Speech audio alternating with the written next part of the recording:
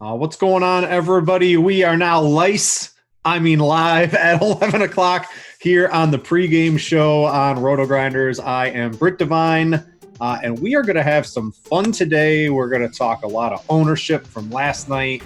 I got some thoughts on the field, some things they did right and wrong. We'll look at a couple of the big winners last night across the industry, and we're going to have ourselves a really fun time today because I think there's some real interesting points about ownership and late swap and all different types of stuff that I don't think as a field enough people did last night, and you could have had yourself a pretty big edge if you thought about it a little differently.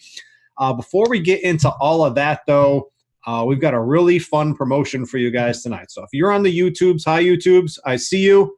Feel free to chat with me this morning. If you're not a premium subscriber here at RotoGrinders, we have a tool. It's called Lineup HQ, where you could make lineups. You could make 150. You can see everything across the board. It's basically the hub of lineup building for basically every RotoGrinder premium member. You can get that free tonight. We are looking for 500 likes between this and Grinders Live tonight. So you probably won't get it on this show. But if you like this show, if you like Grinders Live, I'm going to assume by the end of that, we'll be able to hit 500 likes total combined. We will release Lineup HQ for free for everybody for tonight. So if you are over there on YouTube, click the like button. It will help you get Lineup HQ for free tonight, give you a little taste behind the scenes of premium. And that's probably, if you're looking for a hub to do all your daily fantasy research, probably the most important tool that I use on a day-to-day basis. So click that like button, and we'll have some fun with that throughout the show.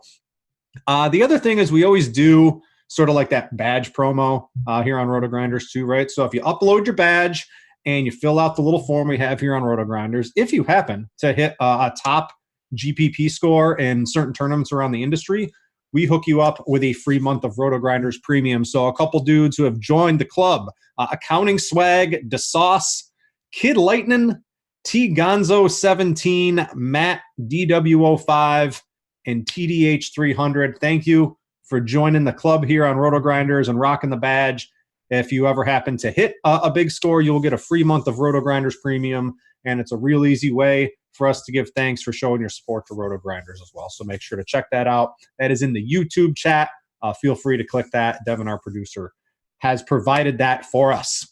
All right, so let's talk about last night because I've got some pretty hot points I want to talk about here. And I want to spend a majority of my time talking on Shaq Harrison, who is 37% basically across the three tournaments I look across. The big huge tournament on Draftkings, the sharpshooter, which is a lower dollar 20 entry max. And then for the mini ballers out there trying to MME 150 entry max at the dollar level. What happened here? I'm going to show you exactly what happened. This was the $8 huge tournament with a lot of big professional names in that. Shaq Harrison's ownership, the lowest across the three tournaments in that. And I think for good reason. You can see as you get to the 20 entry max, it went up, and you go to the $1 150 entry max. He's approaching, I think, the highest percentage he was used in any tournament on the slate that night. So what are we going to talk about with Shaq Harrison? We're going to talk about late swap news. I went back before the show. News came out at 7:19 on this, right? So if you're having family time, if you put the phone down, if you don't have the RotoGrinders alerts app, if you stepped away from basketball, you maybe didn't know that Shaq Harrison wasn't going to start. What you can see here through the ownership across very easily is that the smart players, those with more money in play, were able to at least move some of their ownership off of Shaq Harrison. He was that 3K minimum price player. News comes out late that he's not starting, and Archie Diacono is going to get the start. So you can see some of the sharper players realize that, hey, instead of the 24 to 28 minutes we were sort of projecting him for, maybe now he's only going to get, 18 to 20 minutes. And sure, he's a 3K player, and I think we have a really hard time as players. We have this 3K minimum value player that makes the rest of our lineup looks so good, right? Has everybody else that we want on it. And that's something that is a mistake. So I think we really should have swerved off of him. And some of the swerves didn't even work out. I swapped to Raul Neto, who basically right at the same time got announced as starting for Philadelphia. And basically, I only did cash on Draftkings last night, but I swapped to Neto. And while that didn't work out, right, the ownership, Neto was way down here in ownership. I'd have to keep searching for him, but it was a direct 3K swap, right? And you're getting more minutes. Neto played, I think, about 10 minutes more. And while the fantasy points didn't show up for him, I think we got about 27 minutes from Neto instead of, I think Shaq ended up playing 18 minutes once he was not announced in the starting lineup, right? You could have moved to Trey Burke, right? Who, outside of Neto now, Burke wasn't an exact 1-for-1 swap. Burke was 3,600. So you would have had to late swap or move your whole lineup around. And this is what happens with these 3K players post-lock is the field is just stuck on him because you don't want to ruin the rest of your lineup that looks so good with him. So I think we all should have moved off of Shaq a little bit, especially once he was announced not as the starter. If you have the RotoGrinders alerts app, you would have got a little push notification. You could have found out about that. And while Shaq still had a reasonably good game, I don't know on a 6-game slate if you're really going to win a tournament getting 18 from a 3K player. It just doesn't happen very often. So when his minutes were about to get reduced, if you were smart, which is very easily readable here across results DB of the tournaments, you can see that a lot of the more, in theory, better players moved their ownership off Shaq once he was not announced in the starting lineup and you were able to late swap off of him. All right, because let's pretend you played Burks instead, right, who was 3,600. Sure, right, it wasn't an exact 1-for-1 swap, but you can see here, right, the sharp ownership on Burks was a little bit higher. Neto was somebody I was on. I moved to him in cash, and you can see Neto's ownership, well, not a lot, was higher because these were the pivots from Shaq once he was not announced in the starting lineup. And if you were, in theory, able to take advantage of this, I think this is one of the bigger edges on the post-lock news we've had all year long. A guy we thought was going to start gets announced not in the starting lineup, but he's still 3K. And as a whole, we're all just a little bit too stubborn to move away from him because it's going to ruin the rest of our lineup because he's 3K and everything else looks great. So I really wanted to spend a lot of time at the top of the show on that one and just sort of discussing what happened with Shaq's ownership across the landscape and sort of what I view the sharper players sort of did with that. I want to go now to the this is the big 150,000 to first. I want to give congrats to the Czech 182, a good player, 150 entries. Managed to take down the top score by a pretty wide margin up here today. So let's take a look at his lineup. And you'll notice, if you've watched these shows that I do, typically on Fridays, I think, you'll basically see from most of the good players, when they jam in Embiid and Covington and Bam was a great play, Tobias Harris and Jimmy Butler, right? Like these are some of the best plays of the slate. You will almost always see a couple of these sub 10% owned guys, one if not two, basically jammed into that lineup. And this is exactly what the winning lineup had last night. It had DeAnthony Melton, who, low ownership, wasn't an exact swerve, didn't play a ton of minutes, but we know his point per minute can be pretty high in certain instances. And in this particular lineup, the variance really came out on Melton's side and on the Czech side. So basically Melton was one of the key differentiators he had in his lineup. And I don't understand. I know Thad really doesn't get a lot of tournament ownership sometimes because he just never gets there. But Thad Young shouldn't have been 6%, maybe, 10 to 15% by the field. So I think the field sort of missed out on this. I think this is a great lineup from the Czech. Obviously he probably didn't handle this with 150, but his thought process into his settings, I think make a lot of sense in this particular lineup. So congrats to him for binking $150,000 on this one. And what looks like when the chalk goes off, right? Covington and Embiid. This looks like the perfect when the high-owned players go off, what you want to do with your lineup in a couple of other spots. Throw in a couple of low-owned players into the chalk, and an overall great lineup here from the Czech on this one. What I want to do is take a look at Shaq Harrison between a couple of these players. And you can see the field was at 33.28%. I sort of just picked, I got the Czech in here and a couple other players I'll look at on a day-to-day basis. And you can see, except Mr. Good Seats. Mr. Good Seats, I've talked about him plenty of times. We can look at his play style. He plays his guys. He plays a lot of them.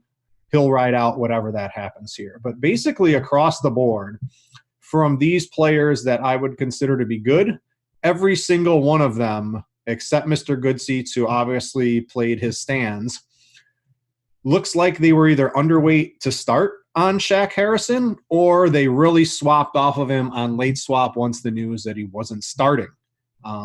So these guys were not stubborn in their ability to go lower on Shaq. I would like to get into their heads to know, hey, Squirrel Patrol, did you have 13% Shaq, or were you at 50 and you late swapped? Brick 75, right? 4% Shaq Harrison. Did you late swap off of him? I would love to know that, because this was a huge advantage last night if you were able to do that and rebuild your lineups using whatever it is that you can do either by hand or in Lineup HQ. But I found it very interesting that, of all the guys I look at on a semi-regular basis, except one, Good Seats, who definitely plays his own particular style every night, all of them underweight on Shaq. And I think a lot of that had to do with late swap and them being smart enough to realize that the field wasn't going to adjust, and they just moved their exposure elsewhere once he was announced out of the starting lineup. I'm guessing that's what happened with these guys. Taking a look, let's see what the winner had across exposure in most of his lineups. And you can see, his highest owned guys are pretty much in lockstep with some of the higher owned guys on the field. There's no real sub 5% owned guy until you get to Melton. So that was obviously a really huge differentiator for the Czech last night, who had himself, he won the $150,000. So that was an amazing call by him. But other than that, right, the chalk, Robert Covington, dominated. Joel Embiid, dominated. Tobias Harris, dominated. And he's 2X on Covington. He's 2X on Harris. Westbrook had an okay game. Didn't kill you. Wasn't the reason you won last night. Butler had himself a good game. You can play the really good plays a lot and still come out ahead. You don't have to do anything too crazy. This lineup looks perfect. What I want to do, I have not done this check today, so let's take a look at some of his other teams, right? Let's see, he won 150,000. His next lineup won 60.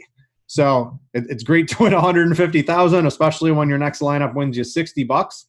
But I'm going to imagine, right, it's a lot of the chalk, right? Poole, Harris, so Satoransky and Eric Paschall in this lineup were a couple of differentiators. If I go to the next lineup, we've got, Damian Lee was a differentiator in this particular lineup. It's no surprise when I look at this day after day after day, and I see the winning lineups for the most part typically have in these large field tournaments, two to three differentiators across the part, at least in terms of ownership.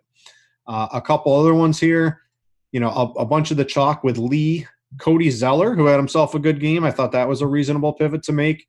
And Melton, who we already established that was someone he took a particular stand on. I'd love to hear his thoughts on it. I know he's out there on the Twitter, but he took a stand on Melton going about 10x the field, and it really worked out for him. I don't know if that was a swerve off of some Shaq ownership and sort of rebuilding lineups post-lock, but the Melton call was the one that really sort of boosted him up last night. Another one, we've got Pascal. So it doesn't look like there's any sort of, put two low-owned players. Basically, every lineup has at least one that's towards the top of his here, which I like. Some have three, some have two. I typically, when I build for these large field MME tournaments, like to either force in two ownerships or really lower the projected cap total on lineup HQ to where you're getting sort of two of low-owned plays and into each and every single lineup. Not trying to go completely away from the chalk, but just some slight adjustments, and you look what it does. You end up with $150,000. So congrats to the Check 182 on that. Great lineup, sir. Out there in the 150 streets basically every single night.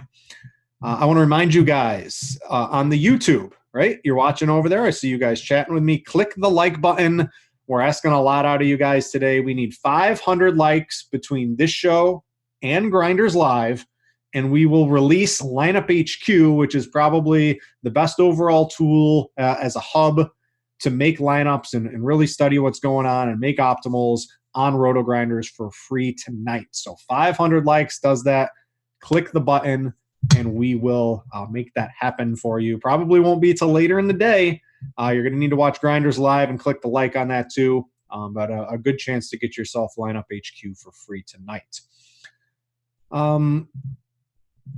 Is there anything else you guys want me to look at? We can talk a little bit about Brick75. He's a player I try to follow and at least sort of see what he does every single night. And, if you can try to replicate him, you're probably doing pretty good. And it's very obvious to me that Brick75 late swapped because he did exactly what I did in cash. He went, if I go to the field on Shaq Harrison to 5% Shaq Harrison, and then he has 50% Raul Neto. So he made the assumption that Neto would play more minutes, which that was the same one I made, and really tried to gain leverage there. Now, he lost about 4.5 fantasy points doing that, but the play in itself, I think, was absolutely perfect. That is what I would have done in my GPP exposure. I would have tried to probably get a little bit of Burke as well instead of Shaq Harrison. So I like what Brick did here. He had a lot of Jordan Poole too. Had 29. I like that play. Richardson was pretty chalky across the board from everybody. Everyone had decent exposure to him. Russell Westbrook was someone that Brick75 used a lot. 22% on the field, 52%. That game got pretty out of hand, so Westbrook didn't exactly get there. But I think that was a pretty fine leverage play as well. Made the stand on Neto, which is something I liked. And it looks like he took it's always interesting to see when you sort by which of the players used the most to see where they made their stand. So it was on Neto. PJ Washington had a good game. I like that play as well. And then Terry Rozier, who was just too cheap, only 8%. And the play obviously didn't work out, but his price tag was so low that this was something I think you could have taken advantage of. And it's really if you look at a certain player over and over and over and over again in Lineup HQ, this is basically exactly what I would expect from a player like Brick75 last night. So I like where his head was. The results weren't there. Swapping to Neto, trying to get massive leverage on the Shaq Harrison once he was announced not in the starting lineup. Things like that, and trying to figure out the leverage play off the chalk is something that's extremely important in the large field DFS tournaments, along with sort of incorporating a little bit of low ownership into every lineup.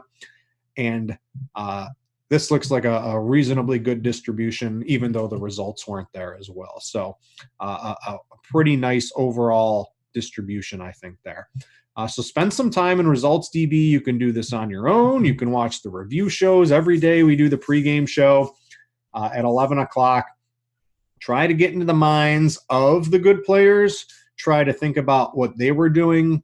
Try to think of swaps off of the chalk plays, right? Instead of Josh Richardson, you could have played Burke, and you could have saved yourself some money to be able to spend on Giannis or something like that, right? And you would have gotten basically the same amount of fantasy points. The good chalk, right? So like guys like Embiid and Covington, these were Butler, Fox, these were almost can't miss spots. You don't have to get too crazy on these guys, but when a guy who I think had, like, all the chalk guys basically hit last night, none of them ultra disappointed. But when you get the Shaq Harrison, this was the leverage spot of the night once you realized he wasn't in the starting lineup. And you would have had to change your lineups around. Don't be afraid to late swap. Don't be afraid to blow up your whole lineup. If you think a guy who you had projected for 26 to 28 minutes, all of a sudden you think he's going to play 18 off the bench. In pretty much every scenario, you want to get that guy out of your lineups and swerve onto somebody else. So that was a point I wanted to make, and hopefully you guys can think about that when you hand build tonight. So let's move on to tonight a little bit here, and we'll see. Let's pray to the peon gods. The projected ownership gods have not updated, so I can't take a look at the actual projected ownerships and glean anything from that yet. But I want to talk about, right, the chalk plays all smashed last night. I want to go right to Portland on DraftKings because it seems like DraftKings was like, that Damian Lillard dude, who cares if he's not playing? We're just going to reduce the price of everybody except Hassan Whiteside. We're going to leave him a pretty high price. So if you sort by point per dollar early in the day, you will see a couple of Portland players. Simmons, we've got McCollum, and Carmelo are topping the leaderboards tonight in the point per dollar earlier in the day. So a guy like McCollum, who if you go to Court IQ, right, he's 6,600 tonight.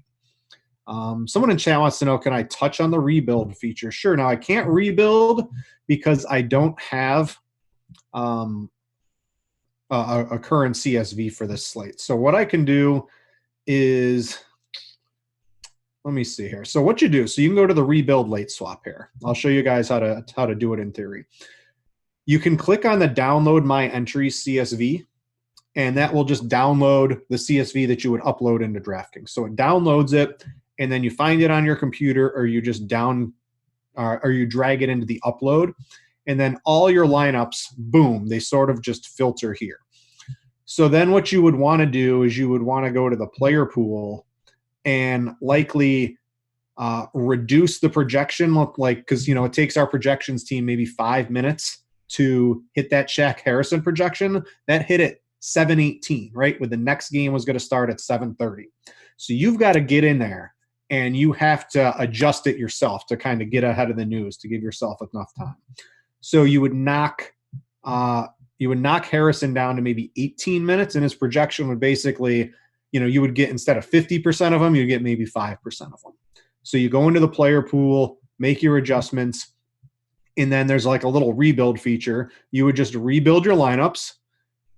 Your locked players will stay locked, but it will basically rearrange all your teams around based on all your other settings, and it allows you to late swap, within 5 minutes, all of your lineups very easy. So if you ever need the ability to do that, whether it's one lineup or whether it's 150, sometimes I make 300 in a night, right? And play them in a bunch of different tournaments. This is a really easy way to do it. It works pretty well. And it's pretty user friendly too. So there's tutorials in Roto Academy, and if you ever just want to practice, right, tonight, right, if Lineup HQ is free, if you all like it enough on YouTube and you want to check it out, you can just sort of toy around with it, right? You can do whatever you want on RotoGrinders, and until you upload your CSV back onto DraftKings, nothing's going to change. But you can toy around with it. It's good to know how to use ahead of time. So if you're in a time crunch, you could do it, right? Because you had about 10 minutes last night from 7:20 to 7:30 to rebuild all your teams. And if you're struggling on how to do that in a time crunch, I would suggest you play around with it or watch some of the Roto Academy vids ahead of time on that. But good question, Drew, and a really easy tool for you guys to know how to do that. So tonight I want to talk about, right, we go back and we see the lineups that the check won with last night, right? So, the chalk, and a couple of low-owned guys, right? And I'm starting out, McCollum, his ownership's going to be through the roof tonight at 6,600. He was 6,800 in his last game, played 40 minutes with Damian Lillard, got you almost 40 fantasy points. And when you go to Court IQ, dude sees a 7 fantasy point bump per 36 minutes with Damian Lillard off the court this season, right? With an 8% usage bump, an absolute beast when Damian Lillard is not on the court. He's someone I would consider locking into almost all of my teams tonight. It's a huge total against the Pelicans, and there's an extremely low probability of failure for McCollum. You can see the smash percentage is ultra high on him. He's someone I would play as a near 100% player tonight. I absolutely love him. So he's not someone I would swerve away from the chalk. What you can think about is a guy like Carmelo Anthony, who, sure, he's going to chuck up shots and he's going to pop on a lot of projection models tonight. And he's not really shy taking the field goal attempts, right? And he's probably going to take a couple more field goal attempts. And you could see he sees about a 3.5 fantasy point bump per 36 when Lillard's off the court. So, it's pretty likely Carmelo has himself a good night, but I don't know. The dude is just, I don't know. He's someone I'm okay being underweight on the Carmelo Anthony shooter's going to shoot, shot has to fall in type of player. So if Carmelo is going to be 40 or 50% owned, right, he's someone I have no problem going underweight that. Where a guy like McCollum, who's just such a lock at 6,600, and McCollum should be an $8,300 player tonight, right? And he's 6,600. So you're just getting a huge discount on him tonight. Much more likely to play him than I would be a guy like Carmelo Anthony. So we got to see how the rest of the night plays out. Let's say I wasn't going to play Carmelo Anthony, who's just power forward eligible. If you've noticed in recent weeks, the eligibility on DraftKings is sort of tightened up a little bit, right? Certain players aren't always multiple position eligible anymore. And Carmelo is one of those at just power forward. So if Carmelo's 5,300, one of the things I like to do before the slate starts is I like to try to find some guys, within $1,000 either way that I think you can play in certain scenarios, right? So while Carmelo's 53, David Bertans, like, let's pretend Thomas Bryant doesn't come back tonight. He might, but if Bertans is going to play 30 minutes, right? He's done that in a couple of games before the All-Star break. He's someone, if he gets hot shooting with a 3-point bonus on DraftKings, that in theory could outdo Carmelo Anthony at basically a 10-1 ownership differential. So maybe you could take a look at him. You've got Jaren Jackson, who had himself a pretty bad night last night, right? Just 21 fantasy points in 32 minutes. Now he's on a back-to-back against the Lakers. But he's a guy extremely volatile, but he could certainly outdo a guy like Carmelo Anthony. Now, I know he costs $500 more, but you've got to try to identify certain spots you don't mind getting a little different than the field. And to me, at least early in the day, I can try to refresh projected ownership one more time. Let's see what we got here. Still nothing. Let me go back to power forward. So, just trying to identify a couple of the spots you might want to get different in is something I try to do, especially if I'm playing, 150 teams or something like that on the night. So Carmelo would be someone I might consider being underweight on the field while giving, I would boost either the fantasy points or set a minimum ownership of a guy like Bertans or Jaren Jackson to basically be slightly overweight them while taking away from my Carmelo ownership. So that's That's how I would do it. I also want to spend some time talking about maybe the best way in large field tournaments. You can think about it whether you're in the sharpshooter or the $4.20 max, right? You can think about it if you play the mini max or if you play some of the higher stakes tournaments, whether by hand or if you're using lineup HQ. Sort of a couple of ways to get some of those low ownerships. So we have the mid and max lineup ownership tool. The max is the one I pay attention to. I'll run some lineups without any setting, and I'll see, basically around like 6:30. What are some of the top owned lineups? What's their total ownership? And I'll give, a 10 to 20% haircut on the max total lineup ownership to get a little different in there.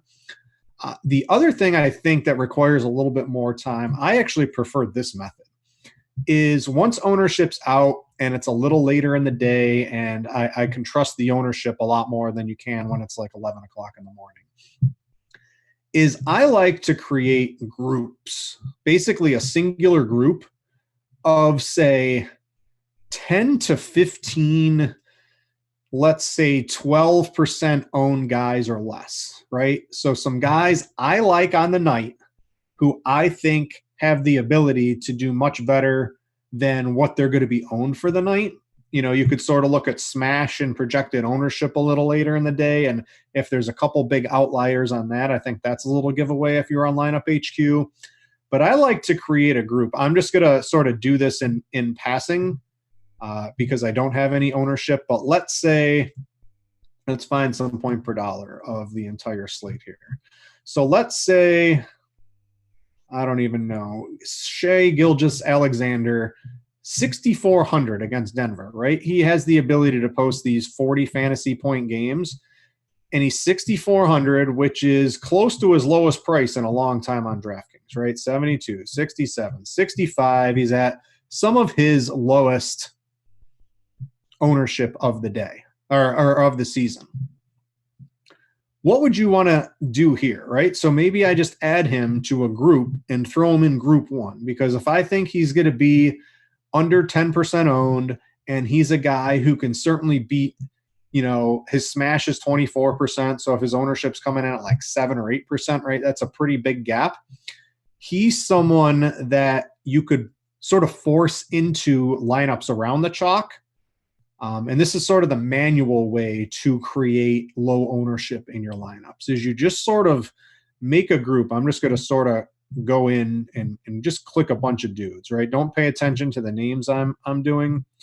But tonight we've got like a 9-game slate. So I might make something like, 10 to 15 of these low owned plays, right? I go back up to my player groups, right? I have this giant group. Let's pretend this is my low-owned group of the day. You can call it whatever you want. But doing something like this right here, this is more, right, large field GPP MME tournaments, right? This is how I like to sort of get low ownership onto my teams. Instead of letting just this, which is a shortcut and it works quickly, I tend to do something like this, right, where I select the low-owned guys I like. If I like their fantasy points and minutes, I don't really adjust those too much, but I force, at least one, right? If you want to make sure you get at least one. If the field's like 20,000 plus people, sometimes I think having 2 of those is pretty good, and I don't mind having 3 of them.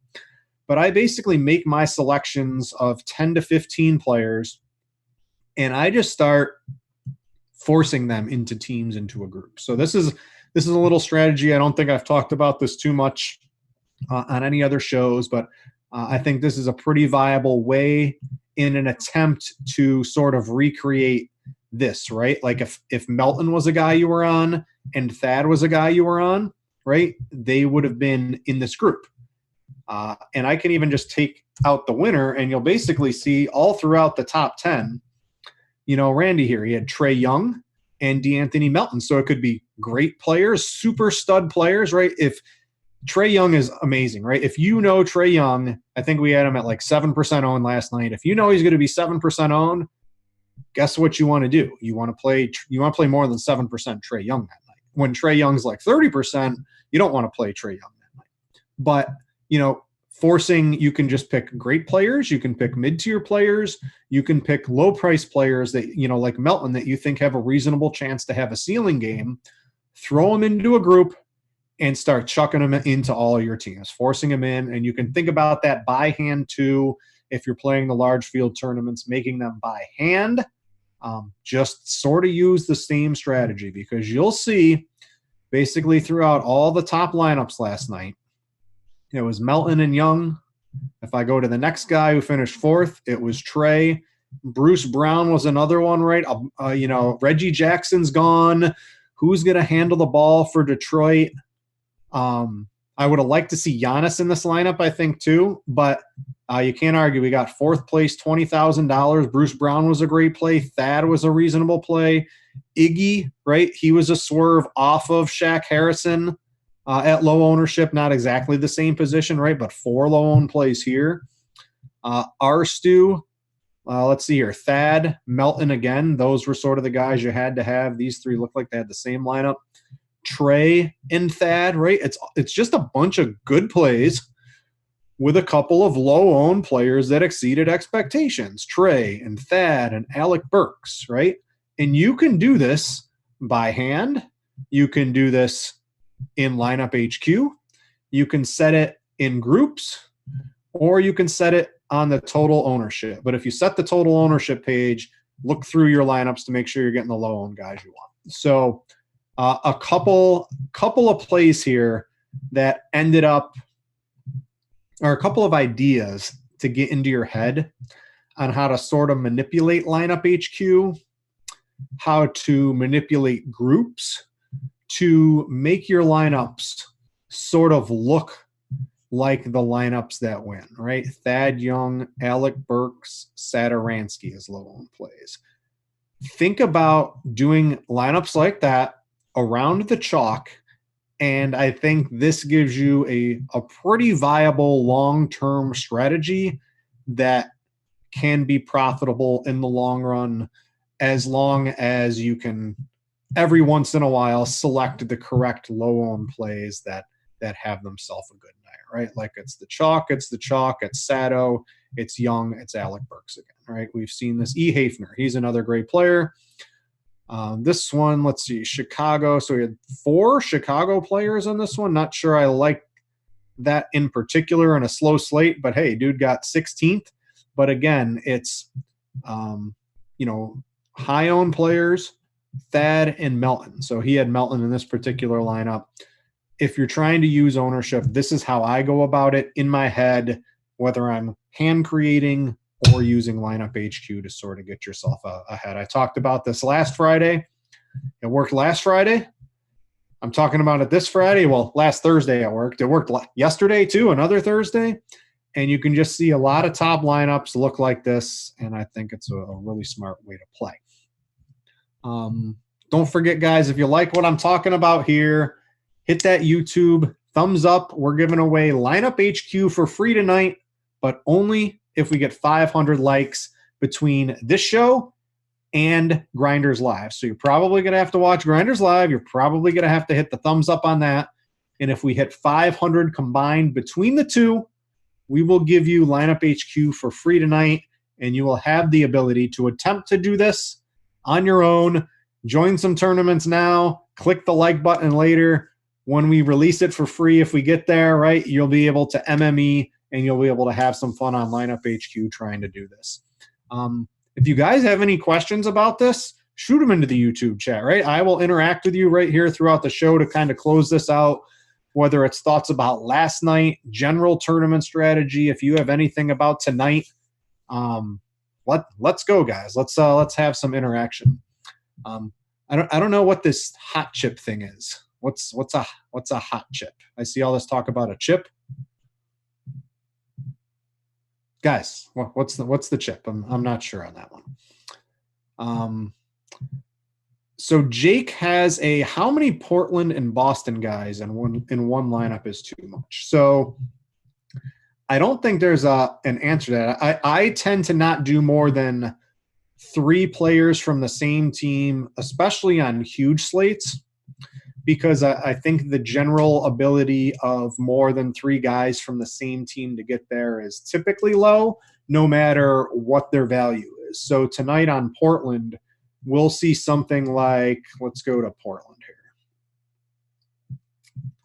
We'll see Simmons, McCollum, and Anthony all look like huge point per dollar players, right? So if you play those 4 or those 3, I think that's fine, but they're all going to have super high ownership. And then you go over to Boston, right, who's playing Minnesota, and they're without Kemba Walker, right? So they have some high point per dollar players too.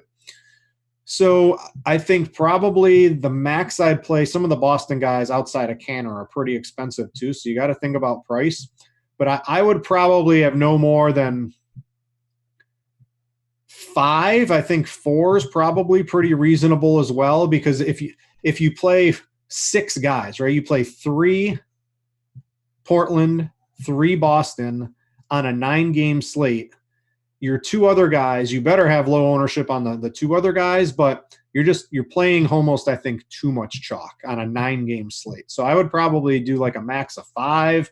I could even think of maybe even doing it at 4, but I think 5 is probably the right number between those guys. Let's see here. Let's see. Leverage off of Simmons. So let's go take a look at point guard. It's always tough. I'm going to refresh ownership one more time. Let's see if it's up yet. Still nothing. All right. So let's go to point guard. And it's always tough at point guard because he's point guard, shooting guard. So we'll sort of take a look at this as a whole. You look at point per dollar, right? He's 3,500. We have him projected for 34 minutes. It's pretty tough, right, to see him not sort of coming through at this price tag. So he's another player I have little to no problem. This is much different than Shaq Harrison last night, who, once he was announced coming off the bench, went from a good play when we thought he was going to start to one of the most extreme leverage spots I think you could have gotten on the entire season by swerving off of him last night. So I don't think Simmons is the Shaq Harrison of tonight. I think he's pretty likely to have a good game. And there's just no one around him, right? You have Wanamaker, who's always risky and just really never gets there. He will play, his 24 to 26 minutes. I would imagine his ownership's going to be, I don't know, a fifth of Simmons by the time it's probably all said and done. So maybe you could look there. I think that's interesting. But I don't think Simmons is a guy I would shy away from. The once you get to be like a 7 to 8 point per dollar player, and as long as you can reasonably agree with the projections, it's very hard to not like that guy when he's cheap, especially on a big slate. There are a couple guys to spend on. So Simmons is not the Shaq Harrison of last night. He's not a guy you specifically want to try to create leverage on. He's someone I think I would be more willing to be overweight on, like McCollum and Simmons tonight. I have almost no problem being extremely overweight on both of them. Let's see. I guess that's about it. I think I'm about to jump out of here. A couple reminders too. I got the sharp side hat on. I saw Dan Bach. He's got up to 5 right on a sharp side streak. It's free to play. You download the app. You start locking some bets in. Sports betting's coming across the nation. You better be ready for it. And if you get, I think it's over 5, we start giving you free money. I think in FanDuel credits or something like that. If you just start click and lock on sharp side, get a little streak going, you could start winning some money. It's in the YouTube chat. Click that out. You can get all the information about that. But hey, click 5 bets in a row. They got to be like minus 140 or better, right? So you can't take the huge favorites. You start getting some free cash if you get a little bit of a streak coming. Couple more questions. A good center to play besides Collins. So let's take a look at the center position. And where's Collins? I mean, I don't have I'm not too interested in. Do you have something different for me? I'm not seeing Collins on here as like an amazing play. So probably just about everybody other than that. So Trevor, you got be a little bit more specific on that if you want me to finish up that question. So yeah, sharp side, click the like on YouTube, 500 between now and Grinders Live. We'll hit you up with Lineup HQ for free tonight. That sounds like a pretty good deal. You can incorporate some of the stuff we talked about here. Let's see here. Final question I'm going to take. So Jonathan Riggins, how would you deal with a no late swap site like FanDuel when it comes to injury news? I would try to avoid it if I don't know. Jonathan, I think that's probably right. It's not like last year on FanDuel where if you took a zero, the zero didn't count on your score, right? You sometimes just eat that zero, and you can take a 0 or 2 or 3 in baseball and still have a great night. You cannot take a 0 in basketball and even come close to sniffing anything that resembles a good lineup. So I tend to shy away from that, right? So if you had Shaq on FanDuel last night, not something you can really get away with, right? We thought he was going to start, and then they pop in Archie Diacono. That's what happens on a site like FanDuel. But definitely for injuries, I'm much more of the I don't want to take a 0 unless it's like some player let's say you think he's going to play, or if injury news, like let's say it's like 6:55 and a superstar player they announce in that we thought was maybe going to sit or was questionable, then maybe I try to rush that guy into my lineups, because if he's going to play and most of the field isn't going to have time to react, that's when I want to get leverage on that player. So I'm more likely to avoid players I think will sit. And then if we get late news on a player is going to play and I think he's a good play, that's when I tend to try to maybe get a little bit of leverage that way, if that makes sense.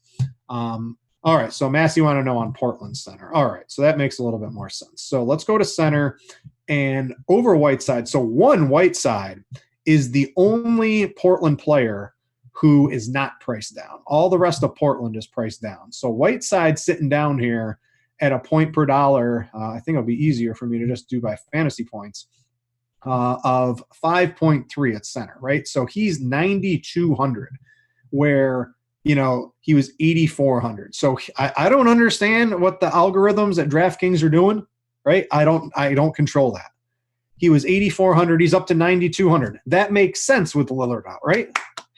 Let's clap, right? Good job, Draftkings. So he's a little bit less likely to be used tonight than McCollum, who got priced down with Lillard out, which makes absolutely no sense. So while Whiteside's a great play, right? I think he's good.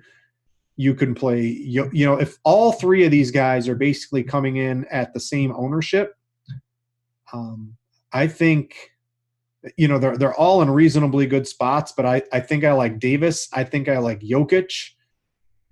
You can convince me a couple of these other guys are pretty good. I don't think I'd play Sabonis over him, but I guess it really depends on what the ownership. If Whiteside is the lock center of the night and everyone's playing him, maybe I try to get Davis or Jokic. If they're all about the same, I think that's probably a little bit more reasonable. So I don't think you have to play Whiteside tonight, right? Because he's priced up where the rest of Portland's priced down. So unless his ownership is just so much higher than everybody else, I don't think I'd really be worried too much about what my Whiteside ownership looks like. All right, guys, thanks for watching.